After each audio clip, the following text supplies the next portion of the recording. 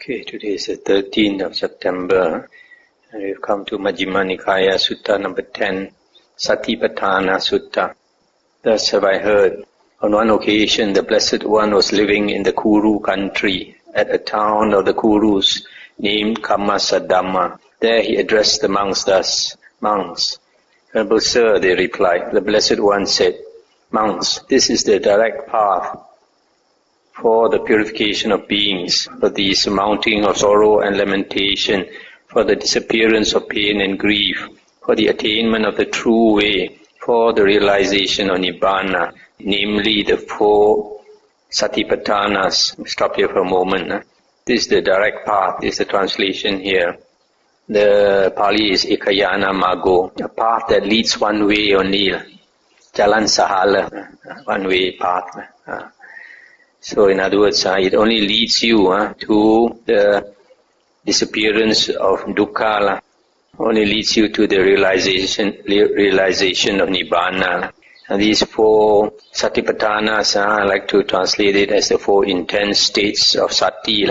The reason can be found in my book, Mindfulness, Recollection and Concentration. Sati, the meaning of sati is recollection. You can translate it as mindfulness, but it is not general mindfulness. It is a specific mindfulness directed only to four objects: the body, feelings, the mind, and Dhamma.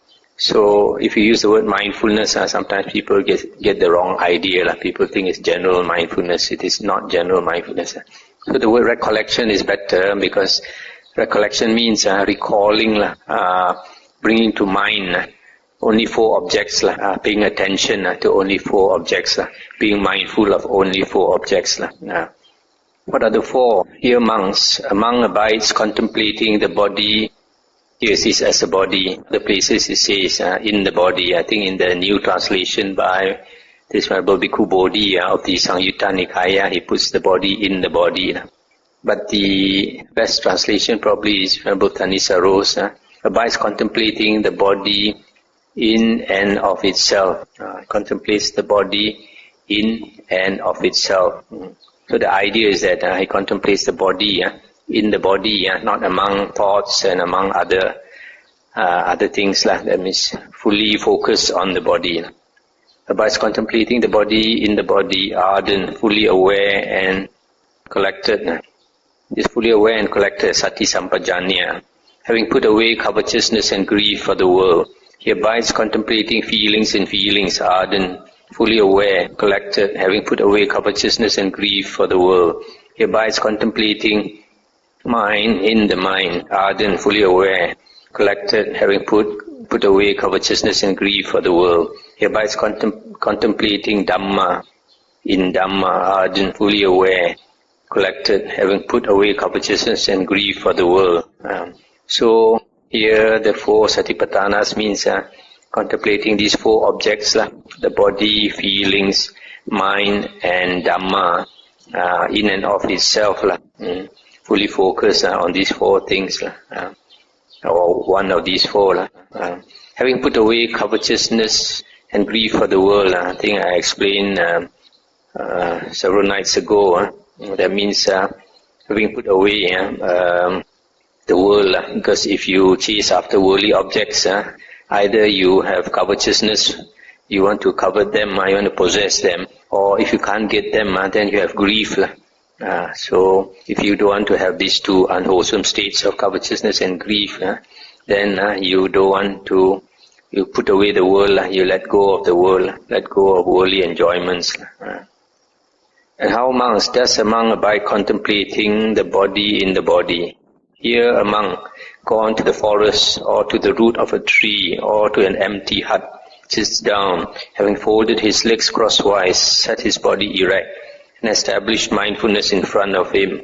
Ever mindful he breathes in, mindful he breathes out. Stop here for a moment. Establish mindfulness in front of him, that day I mentioned. That means if you set up something in front of you, you can only see it. You don't see any other thing. So you set up mindfulness in front of you, you are only aware of mindfulness. You are not aware of any other thing. So Breathing in long, he understands, I breathe in long. Or breathing out long, he understands, I breathe out long. Breathing in short, he understands, I breathe in short. Or breathing out short, he understands, I breathe out short.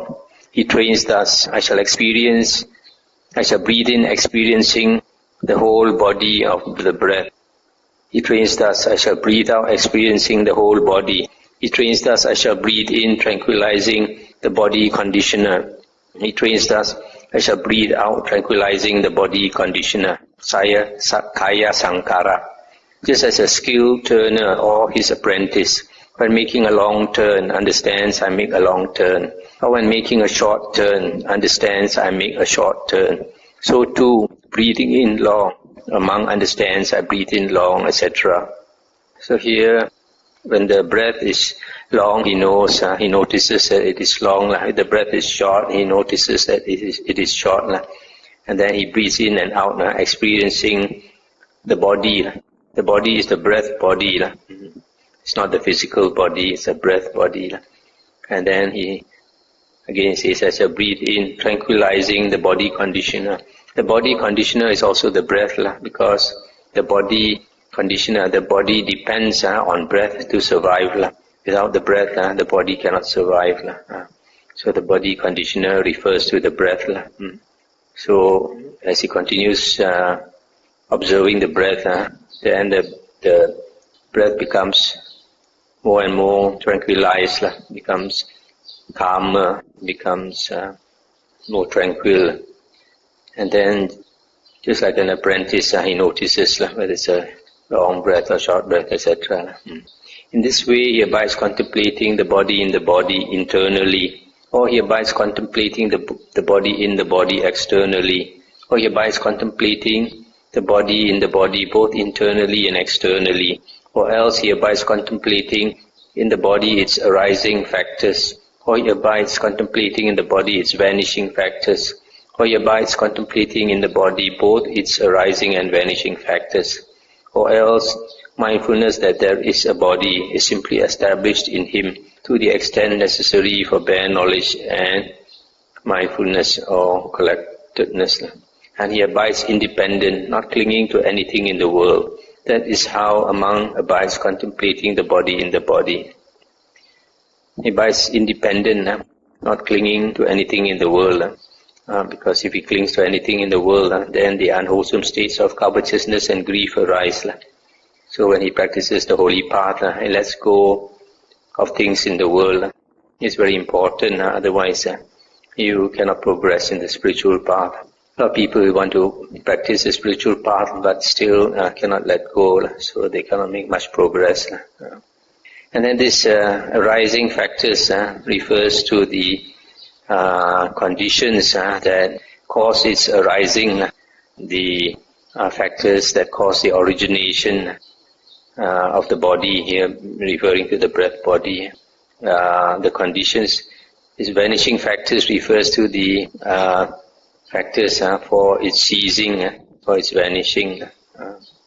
And the body internally is our own body, externally is the external bodies. Here in this case, we are talking about the breath body, but this body can refer to any body, it can be the physical body also. Again, monks, when walking, a monk understands, I am walking. When standing, he understands, I am standing. When sitting, he understands, I am sitting. When lying down, he understands, I am lying down. Or he understands accordingly, however his body is disposed. In this way, he abides contemplating the body in the body internally, externally, and both internally and externally, etc. And he abides independent, not clinging to anything in the world. That too is how a monk abides contemplating the body in the body. This one refers to the four postures. These four postures, generally, if you are aware of the body postures, it is in the suttas, it's generally called sampajanya. The Buddha talks about sati, sampajanya. We have to practice both. Sati is recollecting the four objects of sati. Sampajanya is general mindfulness. General mindfulness. Whatever your body is doing, you are aware. you're walking, you're aware you're walking. If you're changing your clothes, you're aware you're changing your clothes. If you're eating, you're aware you're eating. Why is Sampajanya practice? Because Sampajanya, if you are aware of our body, then our mind does not run away. We are practicing the holy path to destroy the asavas. Asavas are uncontrolled mental outflows, the mind leaking. So when the mind flows, when the asavas flow, then our mind starts thinking here, running here, running there. We are not aware of our body. We are not aware of whatever we are doing. Our mind is straying to the office, or straying to the family, or straying to our problems and all that. So as long as you are aware of your body, the mind does not run away. So it helps to keep your mind focused. Helps to prevent, Sampajanya helps to prevent the mind from flowing carelessly. So in that way, it helps us to keep our mind focused. Again, monks. A monk is one who acts in full awareness when going forward and returning, who acts in full awareness when looking ahead and looking away, who acts in full awareness when flexing and extending his limbs, who acts in full awareness when wearing his robes and carrying his outer bowl and robe, who acts in full awareness when eating, drinking, consuming food and tasting, who acts in full awareness when defecating and urinating, who acts in full awareness when walking, standing, sitting, falling asleep, waking up, talking and keeping silent. In this way he abides contemplating the body in the body, internally, externally, and both internally and externally, etc. So this one actually is Sampajanya. This one being aware of all the body actions. Just now the previous one was just referring to the 4 postures, more specific. This one is general awareness of the body. So this is Sampajanya. The 4th one, again monks. A monk reviews the same body up from the soles of the feet and down from the top of the hair, bounded by skin, as full of many kinds of impurity. Thus, in this body there are head hairs, body hairs, nails, teeth, skin, flesh, sinews, bones, bone, marrow, kidney, heart, liver, diaphragm, spleen, lungs, large intestines, small intestines, contents of the stomach, feces. There should be a brain there missing, or maybe they put the brain at the end.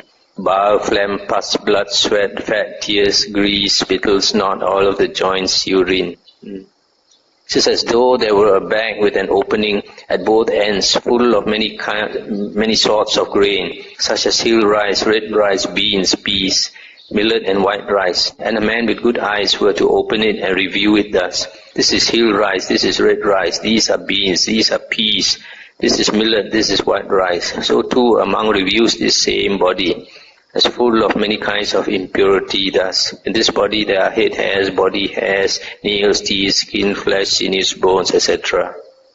In this way he abides contemplating the body in the body, internally, externally, and both internally and externally. And he abides independent, not clinging to anything in the world. That too is how a monk abides contemplating the body in the body. Let's stop here for a moment. This meditation on the 32 parts of the body that we just went through. This was the first meditation taught by the Buddha. If you practice this, then you will notice that the body is not as attractive as we used to think. If you don't practice this type of meditation, you see the body only skin deep. See the outer looks of the body. So enticing, so attractive. But when you consider all that is inside the body, then even Miss Universe doesn't look so attractive anymore. Again, monks. A monk reviews the same body, however it is placed, however disposed, as consisting of elements thus. In this body there are the earth element, the water element, the fire element, and the air or wind element. Just as though a skilled butcher or his apprentice had killed a cow and was seated at the crossroads, with it cut up into pieces, so too a monk reviews the same body as consisting of elements thus. In this body there are the earth element, water element, fire element, the air element. In this way he abides contemplating the body in the body, internally, externally, and both internally and externally. And he abides independent, not clinging to anything in the world. That too is how a monk abides contemplating the body in the body. So this is another way of contemplating the body as consisting of the 4 elements. The 4 elements are supposed to be the physical body or the physical world. And these 4 elements are not, when you refer to the earth element, it's not really the earth element. It refers to the hardness, the characteristic of hardness. Anything that is hard is called the earth element. The water element refers to the property of cohesion. When there is liquid, it tends to cohere together. So that refers to the water element. The fire element is the heat element. And the air or wind element is the element that causes motion, movement. So anything in the world, in the physical world, that has any one of these characteristics are referred by these 4 characteristics. Again, monks, as though he were to see a corpse thrown aside in a charnel ground, 1, 2, or 3 days dead, bloated, livid, and oozing matter. A monk compares this same body with it thus. This body too is of the same nature. It will be like that. It is not exempt from that fate. So this corpse contemplation is very good. If you look at a dead corpse, it's 3 days dead. It is oozing liquid from the 9 holes, and it's smelly, and it's blue-black, and all that. So it's repulsive. Repulsive to see, repulsive to smell. But when you consider one day our body also will be like that. No need to be so vain about our body. Now we think it's so beautiful or so handsome, especially when we are young. But one day it will be like that. Rotten corpse, smelly, nobody wants. In this way, he abides contemplating the body in the body, internally, externally, and both internally and externally, etc. And he abides independent, not clinging to anything in the world. That too is how a monk abides contemplating the body in the body. Again, as though he were to see a corpse thrown aside in a charnel ground, being devoured by crows, hawks, vultures, dogs, jackals, or various kinds of worms. A monk compares this same body with it thus. This body too is of the same nature. It will be like that. It is not exempt from that fate. That too is how a monk abides contemplating the body in the body. Again, as though he were to see a corpse thrown aside in a charnel ground, a skeleton with flesh and blood held together with sinews, or a fleshless skeleton smeared with blood held together with sinews, or later a skeleton without flesh and blood held together with sinews, and later disconnected bones scattered in all directions, here a hand bone, there a foot bone, here a shin bone, there a thigh bone, here a hip bone, there a back bone, here a rib bone, there a breast bone, here an arm bone, there a shoulder bone, here a neck bone, there a jaw bone, here a tooth, there the skull. A monk compares this same body with it thus. This body too is of the same nature. It will be like that. It is not exempt from that fate. That too is how a monk abides contemplating the body in the body. Again, as though he were to see a corpse thrown aside in a charnel ground, bones bleached white, the color of shells, or later bones heaped up more than a year old, and later bones rotted and crumbled to dust. A monk compares this same body with it thus. This body too is of the same nature. It will be like that. It is not exempt from that fate. So this contemplation is of the different types of corpse at the various stages of decay. Initially it's 2 or 3 days old, it's bloated. I don't know whether you all have noticed a dead dog or a dead cow by the roadside or a dead buffalo. After a few days you see it's bloated, and there's a lot of air inside there, I think. So it seems to be like a balloon bloated up. It's so tight, the 4 legs are all stretched in different directions. And then after another 1 or 2 more days you see it's collapsed already. Collapsed, and the liquid is flowing out. It's full of worms. All the worms are eating the flesh. Then later, you find it's very smelly. Sometimes the dog also will go and eat something. And later you find different stages of decay. So in the Buddha's days, they have this charnel ground where they throw the body in the forest, throw in the body for it to rot, for the animals to eat.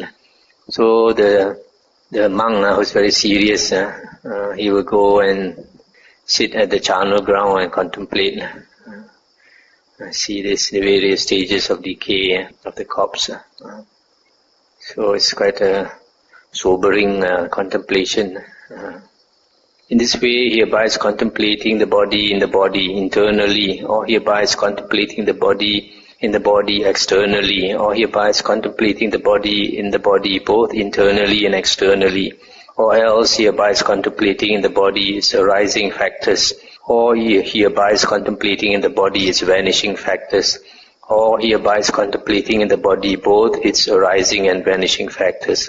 Or else mindfulness that there is a body is simply established in him to the extent necessary for bare knowledge and mindfulness and recollection. And he abides independent, not clinging to anything in the world. That too is how a monk abides contemplating the body in the body.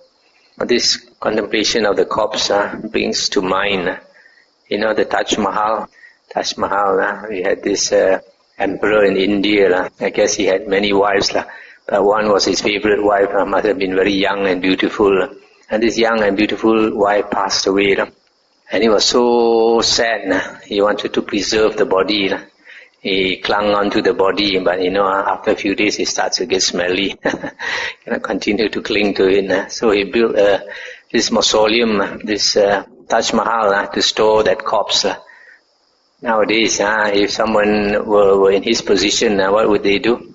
And inject it with anesthetics, hoping that in a few hundred years' time can revive. People cannot accept anicca. A lot of people, we know the world is impermanent, but we cannot accept. And how monks, does a monk abide contemplating feelings in feelings? Here, when feeling a pleasant feeling, a monk understands, I feel a pleasant feeling. When feeling a painful feeling, he understands, I feel a painful feeling. And feeling a neither painful nor pleasant feeling, he understands, I feel a neither painful nor pleasant feeling. And feeling a worldly pleasant feeling, he understands, I feel a worldly pleasant feeling. And feeling an unworldly pleasant feeling, he understands, I feel an unworldly pleasant feeling. And feeling a worldly painful feeling, he understands, I feel a worldly painful feeling. And feeling an unworldly painful feeling, he understands, I feel an unworldly painful feeling. When feeling a worldly neither painful nor pleasant feeling, he understands, I feel a worldly neither painful nor pleasant feeling. And feeling an unworldly neither painful nor pleasant feeling, he understands, I feel an unworldly neither painful nor pleasant feeling. This worldly and unworldly, the other day when we were reading the Samyutta Nikāya, Venerable Bhikkhu Bodhi has changed his translation from here, worldly to unworldly. He changed to, if I remember correctly, carnal. You remember the carnal delight, carnal rapture, carnal and spiritual. Carnal and spiritual. In other words, the body feeling, and the spiritual, I guess, could be the mental. In this way, he abides contemplating feelings in feelings internally, or he abides contemplating feelings in feelings externally, or he abides contemplating feelings in feelings both internally and externally, or else he abides contemplating in feelings their arising factors, or he abides contemplating in feelings their vanishing factors, or he abides contemplating in feelings both their arising and vanishing factors, or else mindfulness that there is feeling is simply established in him to the extent necessary for bare knowledge and recollection. And he abides independent, not clinging to anything in the world. That is how a monk abides contemplating feelings in feelings. So when you contemplate feelings, whatever type of feeling arises, you know that it is such a feeling. You should also understand that it is impermanent. So because it is impermanent, I don't cling to it. So even if like a angry feeling arises, we know it's just an unwholesome state of mind. We just wait for it to subside. and then you have an enjoyable feeling arising, then we should know, even though it's so enjoyable, don't cling to it, because very soon it will go away. If you cling to it, it will give you a lot of dukkha. That's why the Buddha says all feelings are basically intrinsically dukkha. Even pleasant feelings are also dukkha intrinsically, because very soon when they go away, it turns from pleasant to unpleasant. And how monks, does a monk abide contemplating mind in mind? Here a monk understands mind affected by lust as mind affected by lust, and mind unaffected by lust as mind unaffected by lust. He understands mind affected by hatred as a mind affected by hatred, and a mind unaffected by hatred as a mind unaffected by hatred. He understands a mind affected by delusion as a mind affected by delusion, and a mind unaffected by delusion as a mind unaffected by delusion. He understands a contracted mind as a contracted mind, and a distracted mind as a distracted mind. Let's stop here for a moment. If you remember the Samyutta Nikāya Suttas we studied, a contracted mind means a mind that is overcome by sloth and torpor. When you have sloth and torpor, as refers to a contracted mind. A distracted mind is a mind that is distracted out to the six sense objects, to seeing, hearing, smelling, tasting, touch and thinking. He understands an exalted mind as an exalted mind, an unexalted mind as an unexalted mind. He understands a surpassed mind as a surpassed mind, and an unsurpassed mind as an unsurpassed mind. He understands a concentrated mind as a concentrated mind, and an unconcentrated mind as an unconcentrated mind. He understands a liberated mind as a liberated mind, and an unliberated mind as an unliberated mind. In this way he abides contemplating mind in mind internally, or he abides contemplating mind in mind externally, or he abides contemplating mind in mind both internally and externally, or else he abides contemplating in mind its arising factors, or he abides contemplating in mind its vanishing factors, or he abides contemplating in mind both its arising and vanishing factors, or else mindfulness that there is mind is simply established in him to the extent necessary for bare knowledge and recollection, and he abides independent, not clinging to anything in the world. That is how a monk abides contemplating mind as mind. Contemplation of Dhammas. Now we come to contemplation of Dhammas. Here it says mind objects.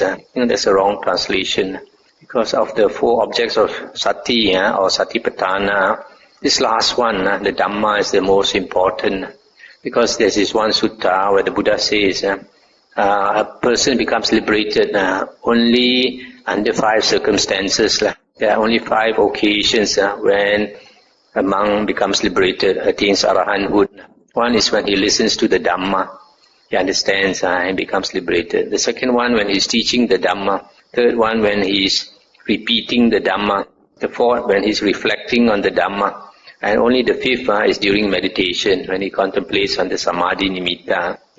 So you see, out of these 5 occasions, 4 of them have to do with Dhamma. And 4 of them actually have to do with contemplation of Dhamma. Because even when you repeat the Dhamma, you are contemplating. Because when you repeat the Dhamma, you are repeating it in a language you understand. So as soon as you understand the words, you start to digest it. That is vipassana, contemplation. So when you listen to the Dhamma, that is vipassana, that is contemplation. When you teach the Dhamma, you also have to contemplate the Dhamma before you can speak the Dhamma. That again is vipassana, that is contemplation. When you repeat the Dhamma, that is also vipassana, contemplation. When you reflect on the Dhamma, that is also vipassana, contemplation. So the samatha part is the meditation part. And the vipassana is actually nothing to do with meditation. It is this contemplation of the Dhamma. So here this last object of sati or satipatthana is not mind objects, but it's the Dhamma, the Buddha's Dhamma. And how monks, does a monk abide contemplating Dhamma in Dhamma? Here a monk abides contemplating Dhamma in terms of the 5 hindrances. And how does a monk abide contemplating Dhamma in terms of the 5 hindrances? Here, there being sensual desire in him, a monk understands, there is sensual desire in me. or there being no sensual desire in him, he understands there is no sensual desire in me. And he also understands how there comes to be the arising of unarisen sensual desire, and how there comes to be the abandoning of arisen sensual desire, and how there comes to be the future non-arising of abandoned sensual desire. Similarly, there being ill will in him, sloth and torpor, restlessness and remorse, doubt. And so monk understands there is this hindrance in me, or there being no hindrance in him, he understands there is no hindrance in me. And he understands how there comes to be arising of the hindrance, how there comes to be abandoning of the hindrance, and how there comes to be the future non-arising of the abandoned hindrance. In this way, he abides contemplating Dhamma in Dhamma internally, or he abides contemplating Dhamma in Dhamma externally, or he abides contemplating Dhamma in Dhamma both internally and externally, or else he abides contemplating in Dhamma the arising factors, or he abides contemplating in Dhamma the vanishing factors, or he abides contemplating in Dhamma both the arising and vanishing factors, or else mindfulness that there is Dhamma is simply established in him to the extent necessary for bare knowledge and recollection, and he abides independent, not clinging to anything in the world. That is how a monk abides contemplating Dhamma in terms of the 5 hindrances. Again, a monk abides contemplating Dhamma in terms of the 5 aggregates of attachment. And how does a monk abide contemplating Dhamma in terms of the 5 aggregates of attachment?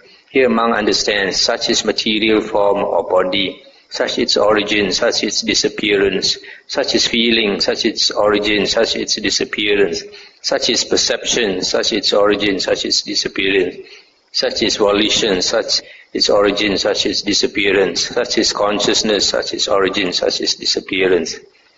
In this way he abides contemplating Dhamma internally, externally, etc.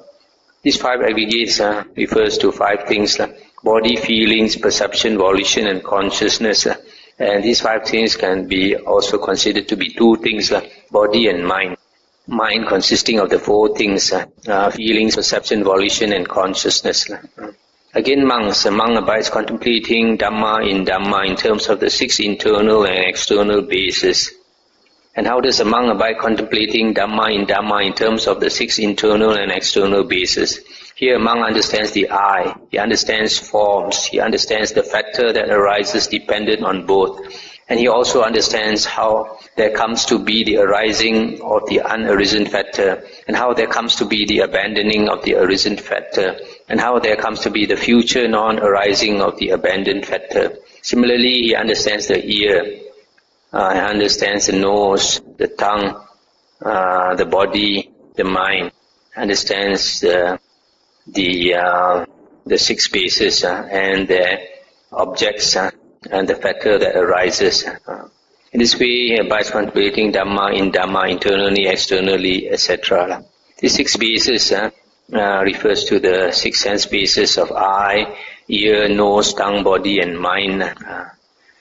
And the objects are the object of eyes, forms, the object of ear is sounds, etc. So the factor that arises is the craving. The craving, when you see something beautiful, you crave for it. That is the factor. And when you hear some nice sounds, you also attach to it. That is again the factor. Similarly for smells, taste, etc. Again, a monk abides contemplating Dhamma in terms of the 7 enlightenment factors, bojjhangas. And how does a monk abide contemplating Dhamma in terms of the 7 enlightenment factors? Here, there being the mindfulness or recollection enlightenment factor in him, a monk understands there is the mindfulness or recollection enlightenment factor in me. Or there being no sati enlightenment factor in him, he understands there is no sati enlightenment factor in him. And he also understands how there comes to be the arising of the unarisen sati enlightenment factor, and how the arisen sati enlightenment factor comes to fulfillment by development. There being the investigation of Dhamma enlightenment factor, Dhamma vichaya. Similarly, there being the energy enlightenment factor, there being the delight, piti enlightenment factor, there being the tranquility, passaddhi enlightenment factor, That being the concentration, samadhi, enlightenment factor. That being the equanimity, upekkha, enlightenment factor. He understands that there is the enlightenment factor in me, and there is no, he understands there is no enlightenment factor, how they arise, etc. In this way, by contemplating mind in mind, etc., contemplating this Dhamma in Dhamma, etc. So these enlightenment factors, 7 of them, are very important factors for enlightenment. And we went through the whole Samyutta and the Bojjhangas a few days ago. Again, monks, a monk abides contemplating Dhamma in terms of the 4 noble truths.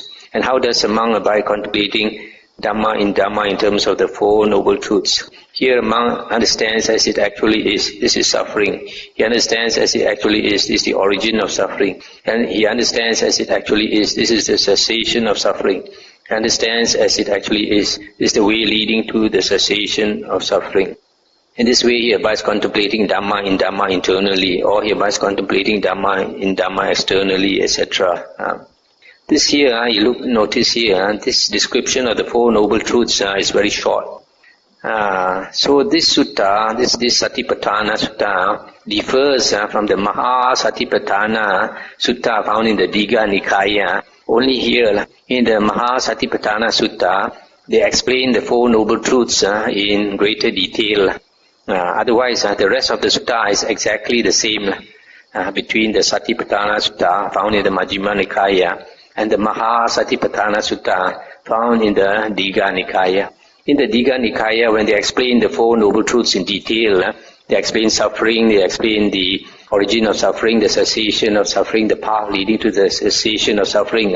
And then in the Noble Eightfold Path, the explanation of the Noble Eightfold Path, when it comes to right concentration, it is stated in the Satipatthana Sutta that right concentration refers to the 4 jhanas. Everywhere in the suttas, when the Buddha talks about right concentration or perfect concentration, he always refers to the 4 jhanas. But nowadays, people misinterpret and say that concentration can refer to momentary concentration, kanika samadhi.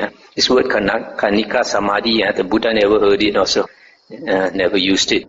So it is something that developed later. In the Buddha's teachings, samadhi always refers to the jhanas.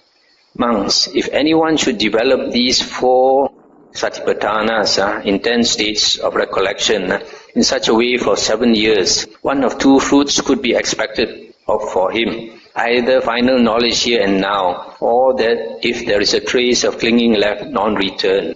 Let alone 7 years, monks. If anyone should develop these 4 intense states of recollection in such a way for 6 years, or for 5 years, 4 years, 3 years, 2 years, 1 year, one of 2 fruits could be expected for him, either final knowledge here and now, or if there is a trace of clinging left, non-return.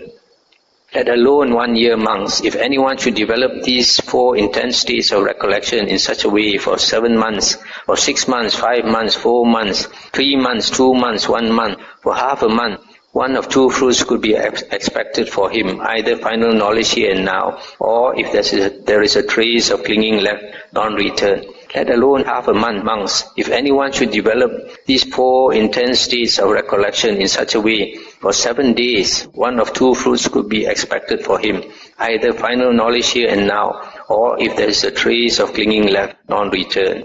So it was with reference to this that it was said, monks, this is the direct path, or this is the path leading one way only, for the purification of beings, for the surmounting of sorrow and lamentation, for the disappearance of pain and grief, for the attainment of the true way, for the realization of Nibbana, namely the 4 intense states of recollection. That is what the Blessed One said. The monks were satisfied and delighted in the Blessed One's words. So in this last part, the Buddha says, if a monk practices the 4 Satipatthanas correctly, even for 7 days, in 7 days' time, he can become liberated, become enlightened.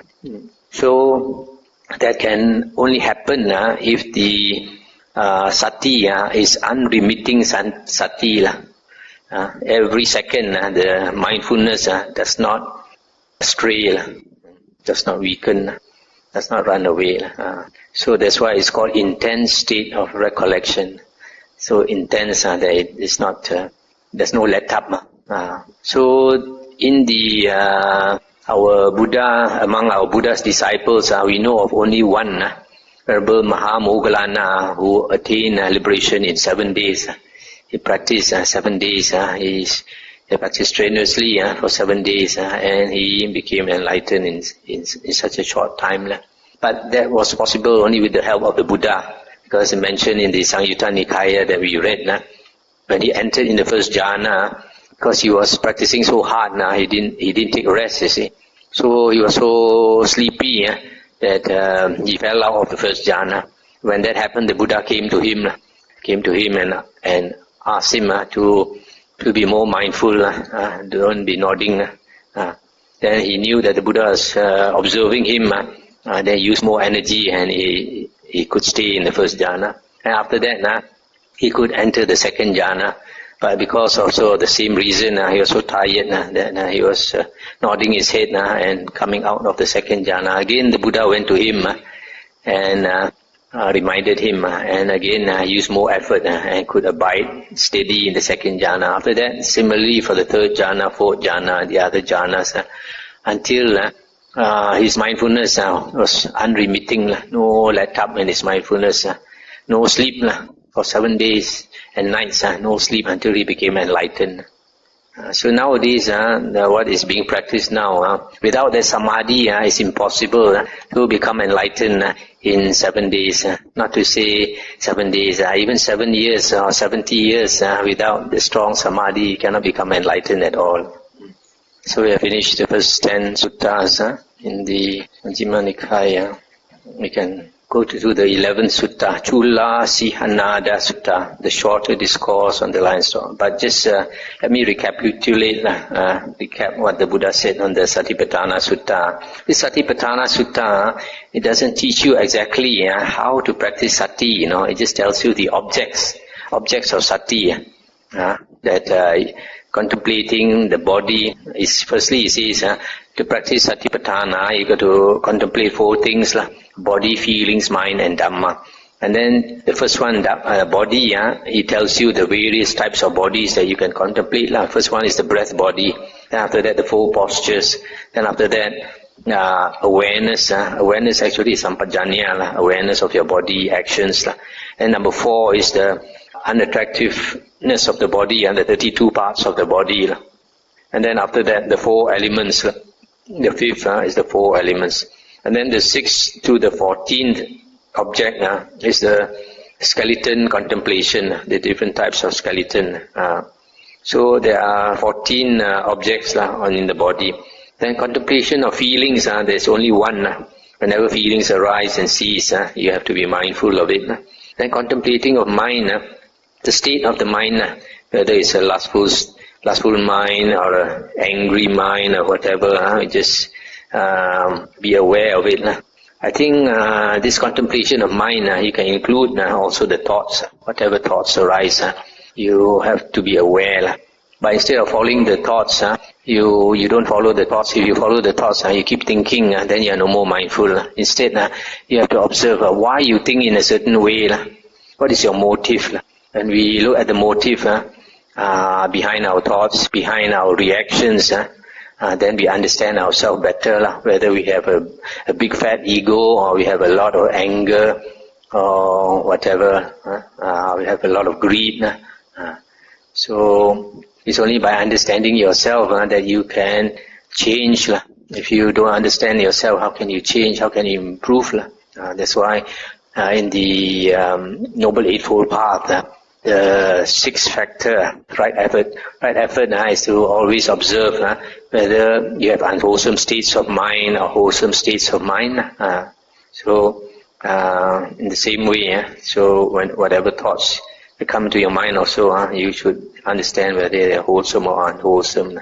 And the contemplation of Dhammas is to contemplate those Dhammas that are very important in the Buddha's teachings. First one is the 5 hindrances, how the 5 hindrances hinder us from having wisdom. So we should try to get rid of them by meditation. And the 5 aggregates of attachment, this is an extremely important topic. We found in the Khanda, Sangyutta, the Sangyutta Nikāya. Then the 6 bases, is the Culasihanada Sangyutta in the Sangyutta Nikāya. And then the 7 enlightenment factors is the Bojjhanga Sangyutta in the Sangyutta Nikāya. And then the 4 noble truths is the Satcha Sangyutta in the Sangyutta Nikāya. So the Sangyutta Nikāya is a very, very important, to me the most important Nikāya. It tells you exactly how to practice Satipatthana, how to practice the 7 Bojjhangas, etc. Whereas this sutta, this Satipatthana sutta, just tells you the objects of sati. It doesn't explain exactly what is the meaning of sati or Satipatthana and how to practice. Okay, let's try to go through the 11th sutta, Culasihanada sutta, the shorter discourse on the lion's roar. Thus have I heard. On one occasion, the Blessed One was living at Savatthi in Jeta's Grove, another Pindika's park. There he addressed the monks thus, Monks, Noble Sir, they replied. The Blessed One said, Monks, only here is there a recluse, a samana I think. Only here a second recluse, only here a third recluse, only here a fourth recluse. The doctrines of others are devoid of recluses. That is how you should rightly roar your lion's roar. So here the Buddha is saying, only in the Buddha's teachings, in the Buddha Sasana, you have the first, second and third recluse, the first, second and third real monk. I suppose he says first, second, third and fourth, maybe refers to the 4 types of fruitions, the Sotapanna, Sakadagamin, Anagamin and Arahant. It is possible, monks, that wanderers of other sects might ask, but on the strength of what argument or with the support of what authority do the Venerable Ones say thus? Wanderers of other sects who ask thus may be answered in this way. Friends, 4 things have been declared to us by the Blessed One who knows and sees, accomplished and fully enlightened. This is Arahant Sammasambuddha. On seeing these in ourselves, we say, only here is there a recluse, only here a second recluse, only here a third recluse, only here a fourth recluse. The doctrines of others are devoid of recluses. What are the 4? We have confidence in the teacher, that means the Buddha. We have confidence in the Dhamma. We have fulfilled the precepts, and our companions in the Dhamma are dear and agreeable to us, whether they are laymen or those gone forth. These are the 4 things declared to us by the Blessed One who knows and sees, accomplished and fully enlightened, on seeing which in ourselves we say as we do.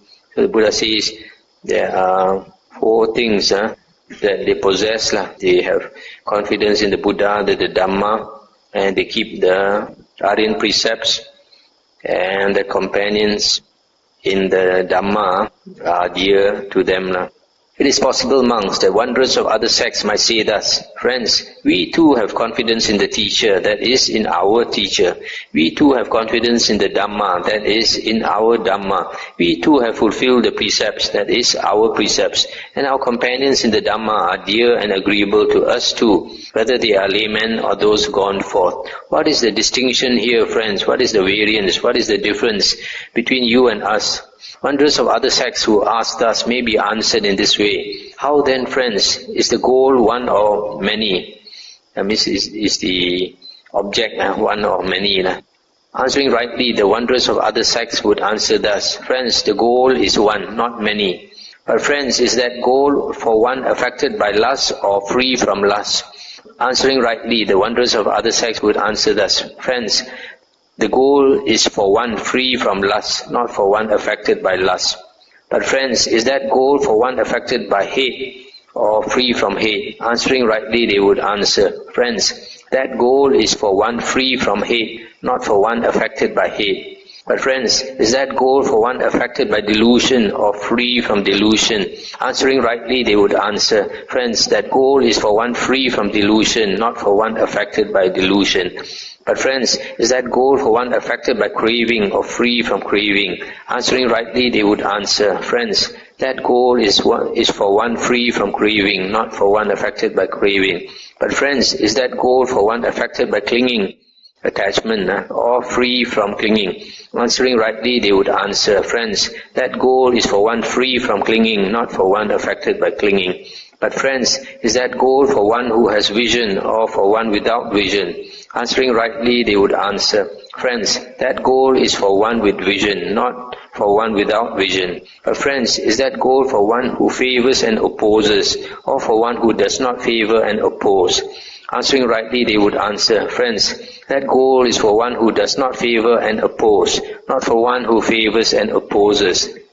But friends, is that goal for one who delights in and enjoys proliferation, or for one who does not delight in and enjoy proliferation? Answering rightly, they would answer, friends, that goal is for one who does not delight in and enjoy proliferation, not for one who delights in and enjoys proliferation. Here proliferation is papancha, means proliferation of thoughts. Monks, there are these two views, the view of being and the view of non-being. Any recluses or Brahmins who rely on the view of being, adopt the view of being, accept the view of being, are opposed to the view of non-being. Any recluses or Brahmins who rely on the view of non-being, adopt the view of non-being, accept the view of non-being, are opposed to the view of being. Any recluses or Brahmins who do not understand as they actually are, the origin, the disappearance, the gratification, the danger, and the escape, in the case of these two views, are affected by lust, hatred, delusion, affected by craving, clinging, without vision, given to favoring and opposing, and they delight in and enjoy proliferation. They are not free from birth, aging and death, from sorrow, lamentation, pain, grief and despair. They are not free from suffering, I say.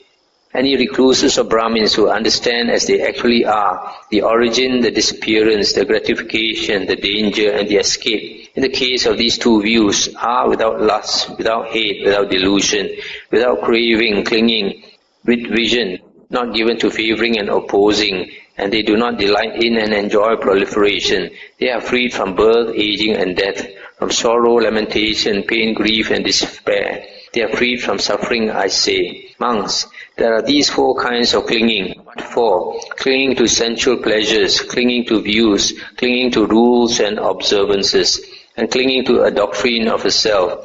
Though certain recluses and Brahmins claim to propound the full understanding of all kinds of clinging, they do not completely describe the full understanding of all kinds of clinging. They describe the full understanding of clinging to sensual pleasures without describing the full understanding of clinging to views, clinging to rules and observances, and clinging to a doctrine of self. Why is that? Those good recluses and Brahmins do not understand these three instances of clinging as they actually are. Therefore, though they claim to propound the full understanding of all kinds of clinging, they describe only the full understanding of clinging to sensual pleasures, without describing the full understanding of clinging to views, clinging to rules and observances, and clinging to a doctrine of self. Though certain recluses and Brahmins claim to propound the full understanding of all kinds of clinging, they describe the full understanding of clinging to sensual pleasures and clinging to views, without describing the full understanding of clinging to rules and observances and clinging to a doctrine of self. Why is that? They do not understand the two instances. Therefore, they describe only the full understanding of clinging to sensual pleasures and views. Though certain recluses and Brahmins claim to propound the full understanding of all kinds of clinging, they describe the full understanding of clinging to sensual pleasures, clinging to views, and clinging to rules and observances, without describing the full understanding of clinging to the doctrine of self. Monks, in such a Dhamma Vinaya as that, it is plain that confidence in the teacher is not rightly directed, that confidence in the Dhamma is not rightly directed, that fulfillment of the precepts is not rightly directed, and that the affection among companions in the holy life is not rightly directed. Why is that? Because that is how it is when the Dhamma Vinaya is badly proclaimed and badly expounded, unemancipating, unconducive to peace, expounded by one who is not fully enlightened. Monks, when a Tathagata, Arahant Sammasambuddha, claims to propound the full understanding of all kinds of clinging, he completely describes the full understanding of all kinds of clinging. He describes the full understanding of clinging to sensual pleasures, views, rules and observances, and to a doctrine of self. Monks, in such a Dhamma Vinaya as that, it is plain that confidence in the teacher is rightly directed, that confidence in the Dhamma is rightly directed, that fulfillment of the precepts is rightly directed, and that the affection among companions in the Dhamma is rightly directed. Why is that? Because that is how it is when the Dhamma Vinaya is well proclaimed and well expounded, emancipating, conducive to peace, expounded by one who is fully enlightened. Now these four kinds of clinging have what as their source, what as their origin, from what are they born and produced. These four kinds of clinging have craving as their source, craving as their origin. They are born and produced from craving. Craving has what as its source? Craving has feeling as its source. Feeling has what as its source? Feeling has contact as its source.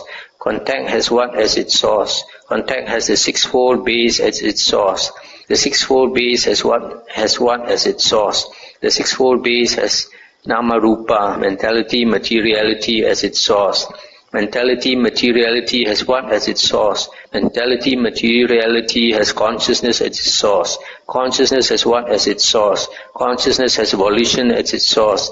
Volition has what as its source? Volition has ignorance as its source.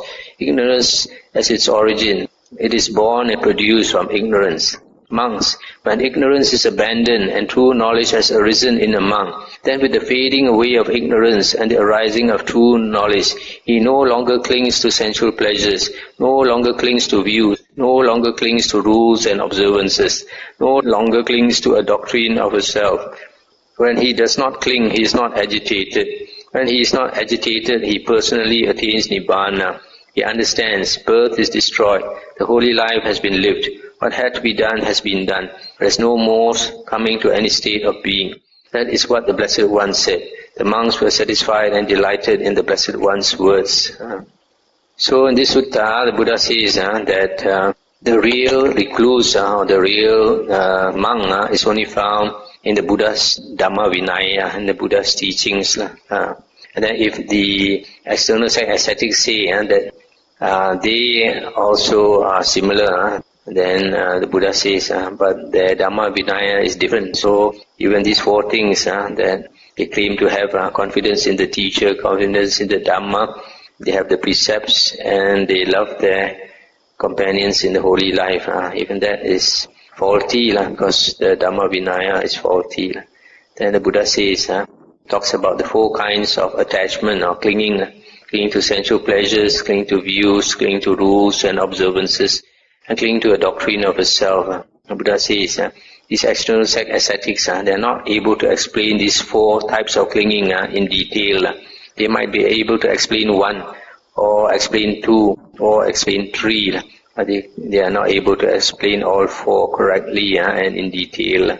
Then after that, the Buddha says, clinging, the source of clinging is craving, source of craving is feeling, etc., just like in the dependent origination suttas. So that's the end of the sutta tonight. Anything to discuss? Some of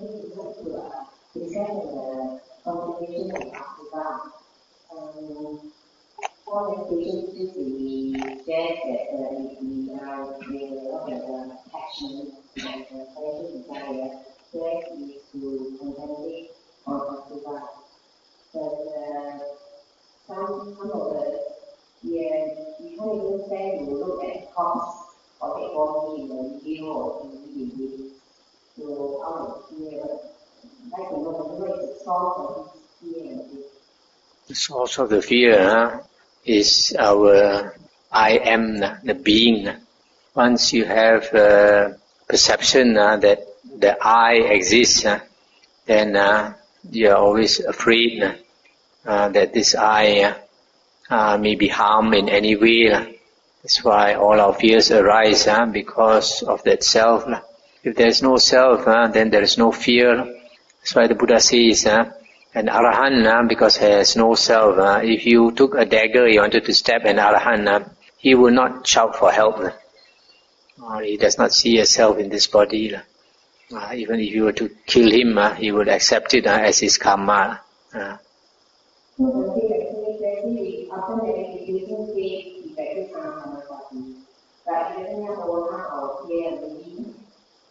all the meditation practice.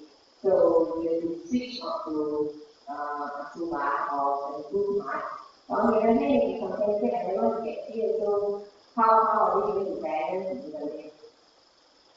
You see, if you practice meditation correctly, it doesn't matter what is your object that you contemplate on your meditation, but the aim of meditation is to attain the jhanas, to attain one-pointedness of mind, to attain a focused mind.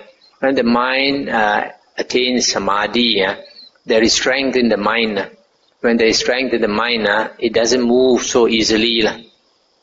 So it is not so much affected by fear or by sensual pleasures or enjoyment, anything. Even dukkha, it is not so much affected because it has a firm foundation, it has a firm base.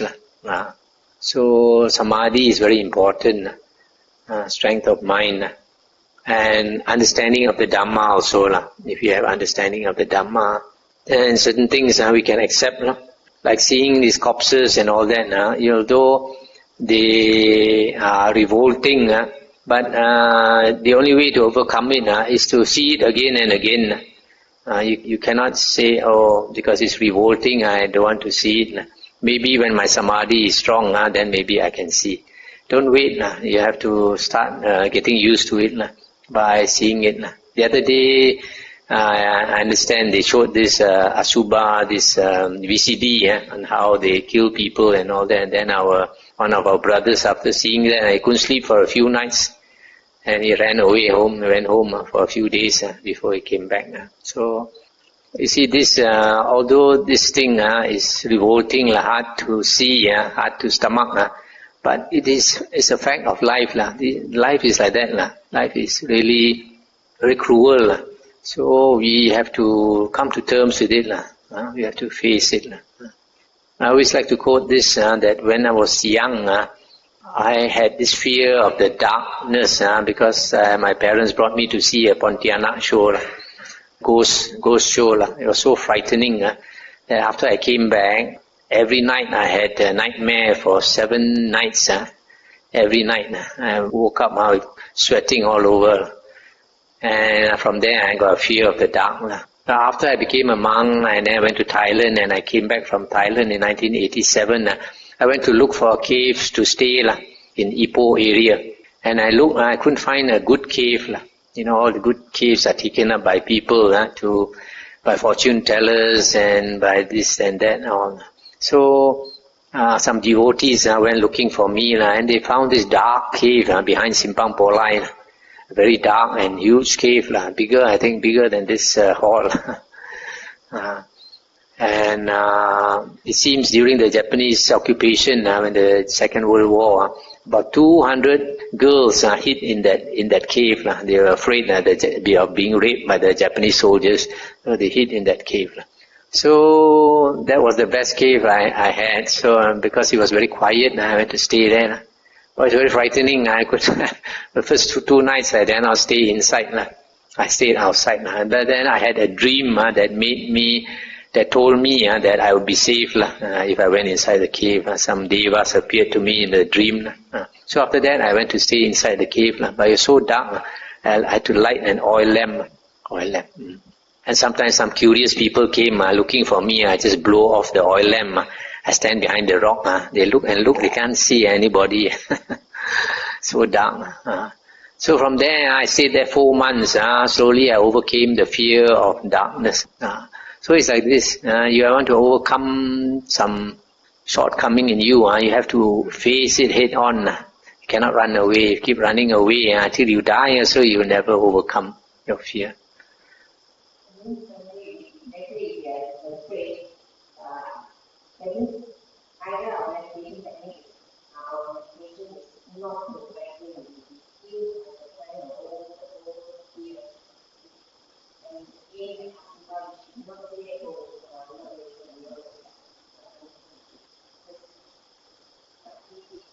Yeah, don't worry about your meditation not being up to standard. If you have, for example, photo of a cut-up corpse. And once in a while you peep at it, you're afraid, you put it away. And you peep at it again, keep peeping until you get used to it.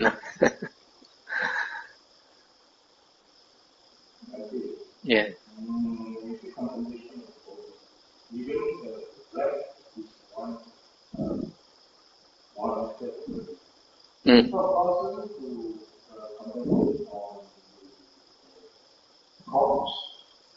No.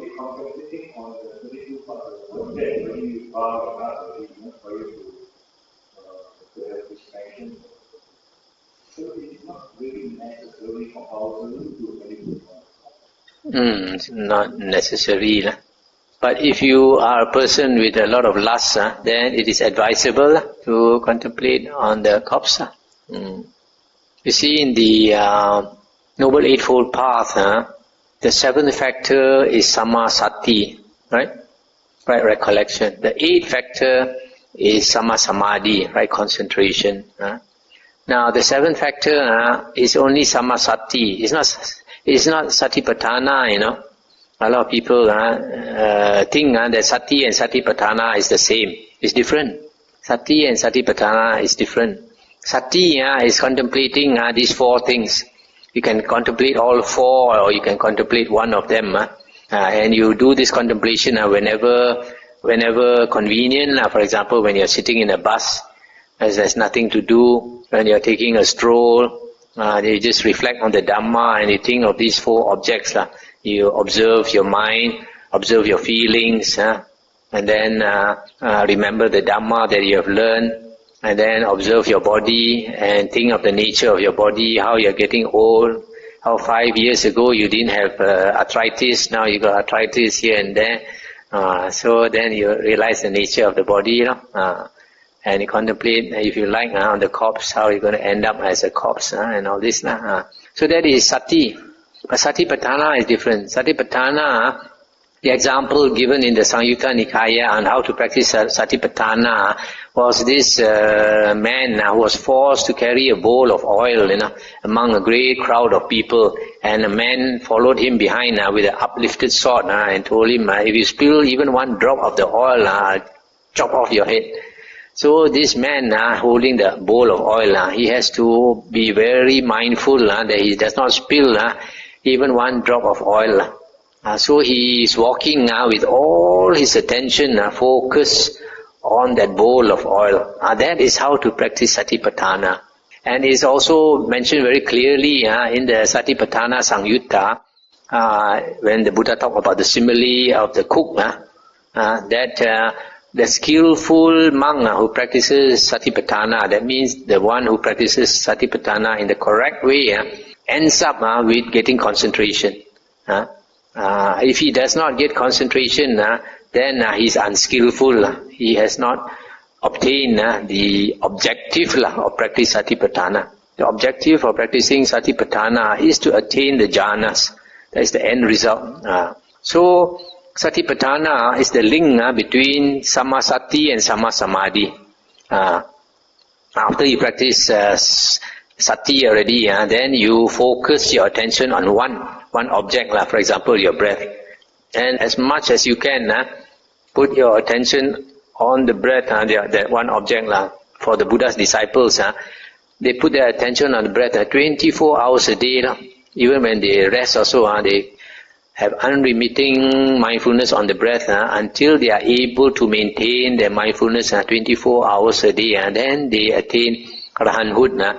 And then after that, the Buddha says in the Vinaya books that all Arahants have mindfulness 24 hours a day. That's why they cannot do anything wrong. They cannot commit any fault, break any precept.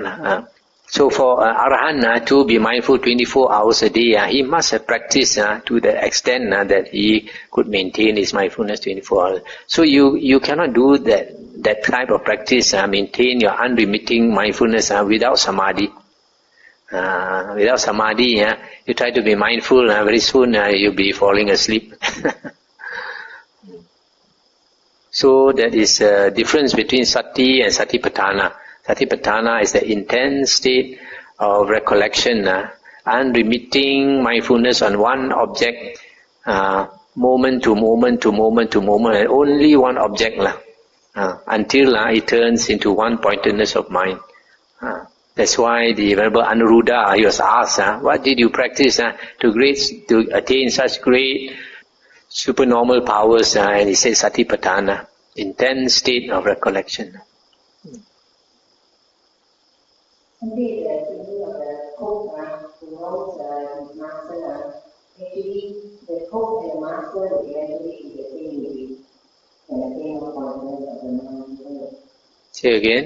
The cook and the master, actually the master is the mind and the cook is awareness.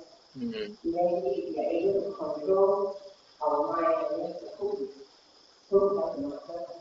Yeah, but in this simile, I see that the cook has to observe the master's preference. So in the same way, when we are meditating, we have to observe what the mind inclines to, what the mind, like the type of meditation object that the mind likes, the type of conditions that the mind likes, like the place, the surroundings, the environment, and all that.